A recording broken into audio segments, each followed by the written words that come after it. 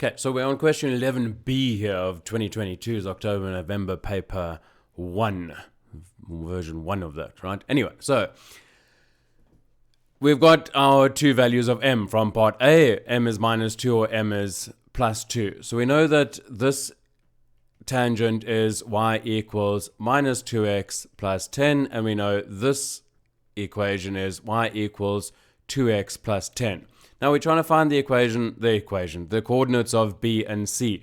Now clearly they link because the y value is the same and the x value, well, the one's negative and the other one's positive, but otherwise the same distance from the origin. So if we work out one, we kind of inadvertently work out the other, or we might find a quadratic and work out both. But can you see all this thinking that's happening, hopefully all the time as well? And I know if you just get into it, you would have got into it and got the answer, but there are all these thoughts that are happening in the background. So we have definitely at least a couple of options here. The one is that we've got the equation of the straight line, y equals 2x plus 10, and we got the equation of the circle, x squared plus y squared equals 20. Well, there's a lovely simultaneous equation you can solve. Of course, you might have looked at it, and we sort of spoke about that in the first part. You've got your discriminant. You might have already been on the way of finding your values of x.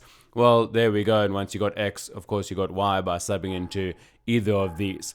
So that's the one option. Now, another option actually comes to mind, which we spoke about in the previous video, which is the fact that the radius is at right angles to the tangent. Now, this radius, well, it goes through 0. So we know that it's just y equals blah, blah, blah, x, well, plus c, but plus 0.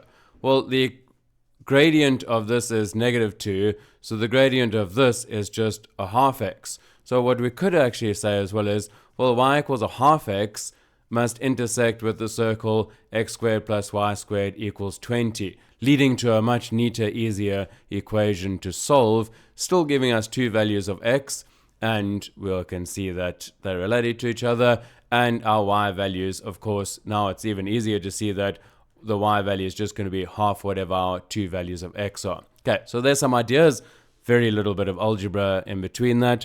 Again, hopefully helpful. Possibly see you in another video.